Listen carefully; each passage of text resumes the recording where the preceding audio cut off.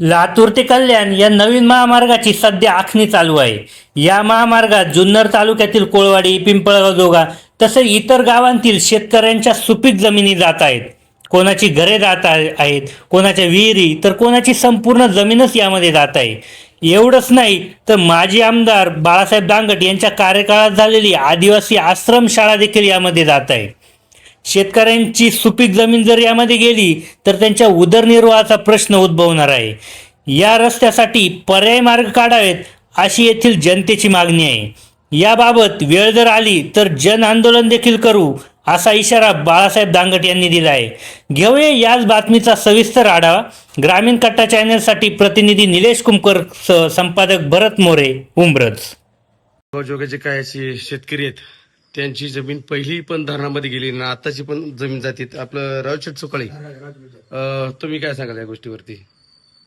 पिंपळगाव जोगा dam 1992 साली आमच्या जमिनी ह्या डॅममध्ये आक्वार झाल्या आणि त्यानंतर लगेच काही दिवसामध्ये कॅनलचं काम चालू झालं, डाव्या कालव्याचं काम चालू झालं. त्या डाव्या कालव्यातच जमिनी गेल्या आणि आता राहिलेल्या जमिनी आम्ही अल्पभूधारक, आमच्या कुटुंबामध्ये 150 माणसं आणि त्याच्यामध्ये अल्पभूधारक झालो आणि आजही नॅशनल हायवेचे 61 याच्या लगत आमच्या काही थोड्या जमिनी बसलेल्या आहेत.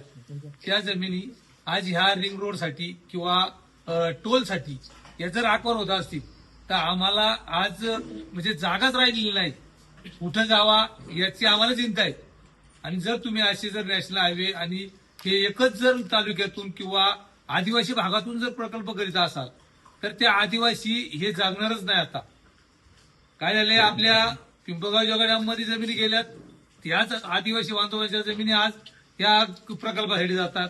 त्याच आदिवासी बांधवांच्या जमिनी त्या आज अदानी सारख्या प्रकल्पामध्ये आदिवासीच म्हणजे भरडले जातात.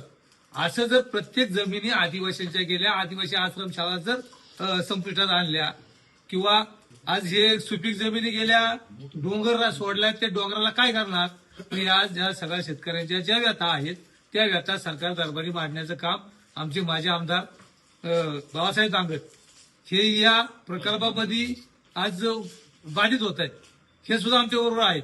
हा जुन्नर तालुका पूर्ण एकत्र येऊन या प्रकल्पामध्ये आम्ही त्याला विरोध करणार. त्याच्यासाठी जे करावं लागणार आहे, आंदोलन करावं लागेल, उपोषण करावं लागेल, कुठल्याही प्रकारचं आम्हाला काही करावं लागलं तरी चालेल, कारण आमचा जीव जातोय. जीव जात असताना काही त्याचा विचार होणार नाही. त्यावेळेस मारायचे तर मी म्हणतो आता आंदोलन करू मरू ना. बरोबर, हे शासनाच्या लक्षात आलं पाहिजे आणि कुठेतरी शेतकऱ्याला न्याय मिळावा हीच प्रामाणिक आमची भूमिका आहे.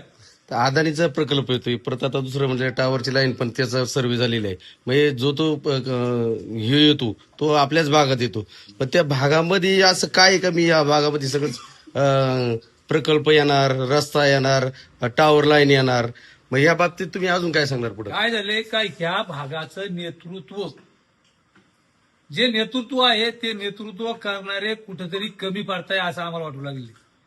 आपण जर ह्या भागामध्ये राहतोय, आदिवासी लोक आहेत, आदिवासी लोकांना आज एक अर्धा एकर सुद्धा जमीन शिल्लक राहिलेली नाही आणि त्याच जमिनीमधून प्रत्येक प्रकल्प, आज विद्युत प्रकल्प सुद्धा आपण महाराष्ट्राचा विद्युत प्रकल्प इथूनच होणार आहे.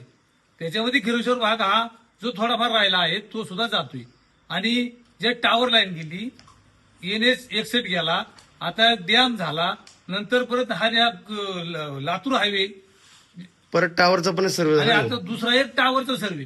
म्हणजे दोन सह्याद्रीच्या डोंगराच्या मधून जे क्षेत्र, आधी क्षेत्रफळ कमी आणि त्या क्षेत्रफळातून एवढे प्रकल्प जर एकत्र गेले तर ह्या शेतकऱ्यांना कुठं लातूरात नेऊन पाहिजे का?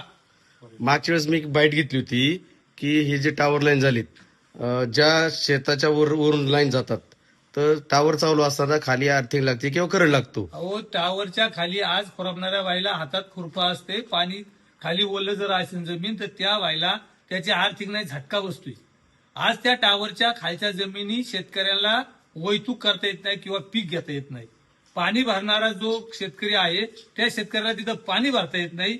एवढी परिस्थिती बिकट आहे त्या टावरची आणि अजून दुसराही टावर गेला तर त्या शेतकऱ्यांना आज काय परिस्थिती राहील त्यांची? आपल्यासोबत कोळाडेगावची युद्ध उद्योजक बापू शेटकुमकर, आपण काय बोललाय? हा जो कल्याण आणि लातूर जनकल्याण महामार्ग आहे, तर हा जो रस्ता होत आहे हा डोंगराच्या कडेकडेने काढला होता, पण नंतर जो खाली सुपीक जमिनीमध्ये जो रस्ता आला तर याच्यामध्ये जवळजवळ आमची 100-150 एकर जमीन जातीये. आणि हे टर्मिनल जे हे केलंय, टर्मिनल जे आहे, टर्मिनल म्हणजे तुमचं टोलसाठी जी संपादित करतात त्याच्यामध्ये जर हा जो रस्ता आहे म्हणजे कल्याण अहिल्यानगर रस्ता आहे, NH रस्ता, NH 61 हा महामार्ग, या महामार्गाच्या बाजूला लगत असणाऱ्या जमिनी आज जर संपादन केल्या तर आमचे असे छोटे छोटे उद्योग व्यवसाय ती जे आहेत, आज हे उद्योग व्यवसाय जर बंद पेटले तर आम्हाला उपासमारीची वेळ येईल. आणि चांगल्या तोंडाच्या मोलाच्या सुपीक जमिनी आज जर हस्तांतर झाल्या तर आम्ही भूमिहीन होऊ. आणि त्याच्यावर कुटुंबावर याची गदा येईल. तेव्हा आम्ही कुठल्याही म्हणजे परिस्थितीत हा काही रस्ता होऊन देणार नाही. आणि त्यासाठी आम्ही ग्रामपंचायती उद्याला ग्रामसभा पण लावलेली आहे पांगरी या ठिकाणी. तर ग्रामसभेमध्ये पण हा विषय घेणार आहे. कोळवाडी, पांगरी आणि वाटखडीची ग्रुप ग्रामपंचायती उद्या ग्रामसभा पण आहे.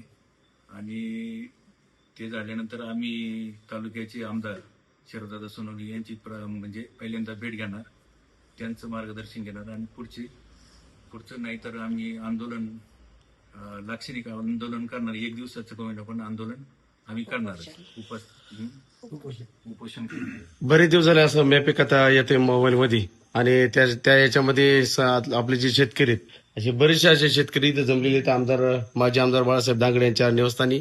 आणि काही शेतकरी असे आक्रोश झालेले आहेत की त्यांचं थोडंसं पण मत घेऊन. विशाल भाऊ, तुमचं मत काय येतं या गोष्टीवरती? काय झालंय, जो हायवे जातोय डोंगराच्या कडाने, तर त्याच्यामध्ये मॅपिंग असं दाखवलंय खाली कम से कम 150 एकर क्षेत्र त्या ठिकाणी बाधित होते. 150 एकर क्षेत्रामध्ये ना भरपूर शेतकरी या ठिकाणी भूमिहीन होतात. का त्या शेतकऱ्यांची धरणग्रस्त ते शेतकरी झालेले आहेत. त्याच्यानंतर प्रकल्पग्रस्त सुद्धा हेच शेतकरी झालेले आहेत.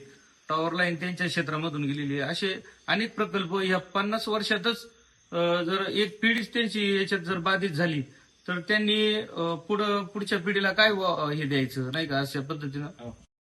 आमदार साहेब, आता हे जवळजवळ शेतकरी पिंपळगावचे आणि कोळवाडीचे आलेले आहेत, आपल्या याच्यावर निवासस्थानी आलेले आहेत. तर यांचे काही प्रश्न आहेत की आता लातूर कल्याण जो मार्ग आहे, तो मार्ग जात असताना इथं जो काही लोकांची जमिनी जातात, काही भूमिहीन होतात, त्याबद्दल तुम्ही काय सांगाल? बऱ्याचशा जमिनी गेलेल्या आहेत, त्या अल्पभूधारक सर्व शेतकरी राहिलेले आहेत. आणि त्यातून हा मार्ग, पुढला मार्ग कल्याण लातूर जो मार्ग जाणार महामार्ग, त्याच्यामुळे ज्या जमिनी अधिग्रहण होणार, त्यामुळे शेतकरी म्हणजे अल्पभूधारक आहेच, तो भूमिहीन होईल आणि त्याच्या उदरनिर्वाहाचा प्रश्न खऱ्या अर्थाने होऊन जाईल. तेव्हा या मार्गाला जुन्नर तालुक्यातील ज्या गावातून जातो त्या संपूर्ण गावाचा त्याला विरोध असणार आहे. आणि त्यासाठी आम्ही निवेदन वगैरे संबंधित खात्याकडे, कलेक्टर असतील, सचिव असतील, त्या खात्याचे मंत्री असतील आणि तहसीलदार यांना द्यायचा विचार आहे. मला बरोबर सांगतो विचार आहे. आता याच्या दृष्टिकोनात पुढे आपली कोणाची भेट घ्यायची, दादांची भेट घ्यायची. आणि हा सर्व पक्ष, हा म्हणजे एका पक्षाचा हे नाही, सर्व पक्ष आहे. सर्व पक्षातील लोकांनी याच्यामध्ये सहभागी व्हावं. म्हणजे कोणी क्रेडिट वगैरे, हा क्रेडिट माझा की मी क्रेडिट घेऊन माझं घेऊन जाईल.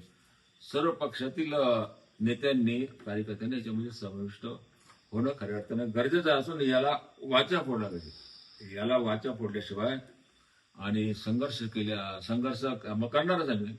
उपोषणानंतर आम्ही सगळ्या मार्गाने संघर्ष करणार, वैधानिक मार्गाने करणार, रस्त्यावरती संघर्ष करणार, जे संघर्ष येतो त्या पद्धतीने संघर्ष करणार.